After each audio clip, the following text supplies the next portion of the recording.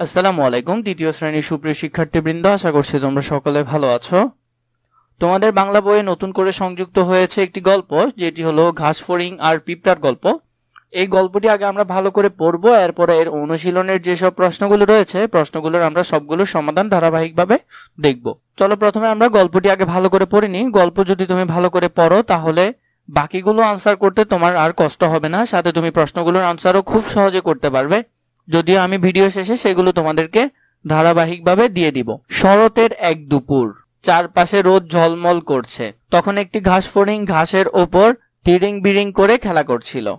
ঘাসফড়িংটি দেখতে পেল একটি পিঁপড়া রোদের মধ্যে বড় একটা বোঝা টেনে নিয়ে যাচ্ছে। সে পিঁপড়াকে জিজ্ঞাসা করলো, কি সুন্দর দুপুর, আলোয় চারদিকে ঝলমল করছে, এমন সময় কি করছো তুমি? এসো আমরা খেলা করি। পিঁপড়া বলল, না ভাই, আমার অনেক কাজ। ঘাসফড়িং বলল, কি কাজ তোমার? পিঁপড়া বলল, শীঘ্রই শীতকাল এসে যাবে, আমি তখন ঘর থেকে বের হতে পারবো না, তাই গরমকাল থেকেই খাবার সঞ্চয় করছি। ঘাসফড়িং হেসে বলল, শীতকাল আসতে এখনো অনেক দিন বাকি আছে, এসো আমরা খেলা করি। পিঁপড়া বলল, না ভাই, তুমি তোমার কাজ করো, আমি আমার কাজ করি। ঘাসফড়িং ভাবল পিঁপড়াটা খুব বোকা। এইভাবে সে একা একাই তিরিং বিরিং করে খেলা করতে লাগলো। দেখতে দেখতে শীতকাল এসে গেল, সূর্যের তাপ কমে গেল, চারপাশে কুয়াশায় ভরে গেল। তখন ঘাসফড়িং আর খাবার খুঁজে পায় না, খেতেও পারে না। তখন সে পিঁপড়ার বাসায় গিয়ে বলল, পিঁপড়া ভাই, আমার খুব ক্ষুধা পেয়েছে, আমাকে একটু খাবার দেবে? পিঁপড়া বলল, আমি আমার খাবার সঞ্চয় করেছি, তোমার খাবার তো সঞ্চয় করিনি, তুমি গরমকালে খাবার সঞ্চয় করনি কেন? ঘাসফড়িং বলল, আমি তো তখন খেলা করছি আর গান গেয়ে বেরিয়েছি। পিঁপড়া বলল, এখন তবে নেচে বেড়াও, সময়ের কাজ সময়ে না করলে কষ্ট তো তোমাকে পেতেই হবে। কিছু শব্দ আছে, যেমন দেখো শরৎকাল, ভাদ্র ও আশ্বিন মাস মিলে যে ঋতু হয় সেটি হলো শরৎকাল। শীতকাল, পৌষ ও মাঘ মাস মিলে যে ঋতু হয় সেটি শীতকাল। সঞ্চয় মানে জমা করা। এইসব শব্দের উত্তরগুলো আমরা পারবো। চলো এবার আমরা অনুশীলনের সমাধানগুলো করে নিই। প্রথমে বলেছে যুক্ত বর্ণ ভেঙে লিখি ও একটি করে নতুন শব্দ বানাই। একটি করে বলেছে, আমি তোমাদেরকে দুইটি করে দেখিয়ে দিচ্ছি। প্রথমে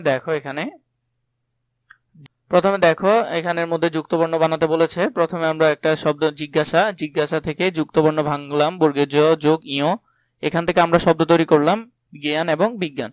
এরপর রয়েছে ক্ষুধা, এখানে আমরা ক্ষয় এবং ক্ষতি দুটি শব্দ বানালাম। এরপর সঞ্চয়ের ইয় যোগ চ, চঞ্চল এবং অঞ্চল দুটি শব্দ আমরা এখানে বানালাম। এরপর দেখো এখানে আছে কষ্টের মদিনা শয়ট, মদিনা সযুক্ত, শ্রেষ্ঠ এবং গরিষ্ঠ দুটি শব্দ এখানে আমরা বানালাম। এরপর দেখো এখানে আমাদেরকে পরবর্তী বলেছে বাক্যগুলো এলোমেলো আছে, সাজিয়ে লিখি। আমরা যদি এটি সাজিয়ে লিখি, প্রথমে এখানে ছিল সূর্যের তাপ কমে গেল, খেলতেও পারে না, ঘাসফড়িং আর খাবার খুঁজে পায় না, চারপাশ কুয়াশায় ভরে গেল, দেখতে দেখতে শীতকাল এসে গেল। এখানে হবে দেখতে দেখতে শীতকাল এসে গেল, সূর্যের তাপ কমে গেল, চারপাশ কুয়াশায় ভরে গেল, তখন ঘাসফড়িং আর খাবার খুঁজে পায় না, খেলতেও পারে না। এরপরে দেখো 3 নম্বরে বলেছে উত্তর বলি ও লিখে। এই প্রশ্নগুলোর উত্তর আমরা এখন দিব। চলো উত্তরগুলোর মধ্যে প্রথমে বলেছিল পিঁপড়া রোদের মধ্যে কি করছিল? পিঁপড়া রোদের মধ্যে বড় একটা বোঝা টেনে নিয়ে যাচ্ছিল। আসল কথা হলো সে কাজ করছিল তখন। এরপর দেখো খ নম্বরে ঘাসফড়িং কি করছিল?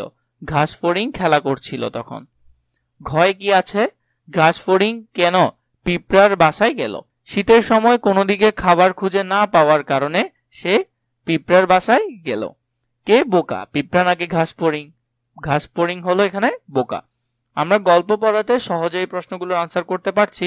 এছাড়াও তোমাদের আর কোন টপিকের ভিডিও প্রয়োজন সেটি আমাকে জানাবে কমেন্ট বক্সে, আমি তোমাদের জন্য সেগুলো শীঘ্রই রেডি করে নিয়ে আসবো।